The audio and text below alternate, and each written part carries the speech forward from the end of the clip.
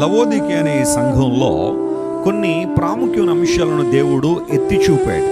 ఈ సంఘాన్ని మెచ్చుకున్న విధానం ఏమీ కనబడదు, కానీ ఈ సంఘాన్ని దేవుడు గద్దింపుతో ప్రారంభించినట్టుగా, కమెండేషన్ ఇందులో ఉండదు కానీ కాండమ్నేషన్తోనే ప్రారంభించినట్టుగా ఈ సంఘాన్ని కూడా మనం చూస్తాం.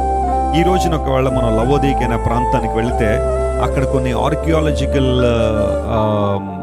ఎవిడెన్సెస్ కూడా మనకు దొరుకుతూ ఉన్నాయి. శాస్త్రవేత్తలు చాలామంది ఆ ప్రాంతానికి వెళ్ళినప్పుడు అక్కడ ఒక ఓల్డ్ చర్చ్ని ఒకటి చూశారు. పురాతన కాలానికి సంబంధించిన ఒక చర్చ్ని అక్కడ చూశారు. ఇది లవోదికీయలో. ఇది దాదాపుగా క్రీస్తు శకం 4వ శతాబ్దానికి చెందిన చర్చిగా గుర్తించారు. దీనితో పాటుగా లవోదికీయలో ఒక 22 చర్చ్ భవనాలు లేదా 22 చర్చెస్, వాటి యొక్క రిమైన్స్ ఎప్పటికీ కూడా లవోదికీయలో మనం చూస్తున్నాం. అంటే ఒక ప్రక్కన మనుషులందరూ కూడా లోకానుసారంగా బ్రతుకుతూ ఉంటే, మరొక ప్రక్కన దేవుని బిడ్డలు కూడా దేవునికి చిత్తానుసారంగా వారు బ్రతుకుతున్న విధానాలు ఈ ప్రాంతంలో కనబడతాయి.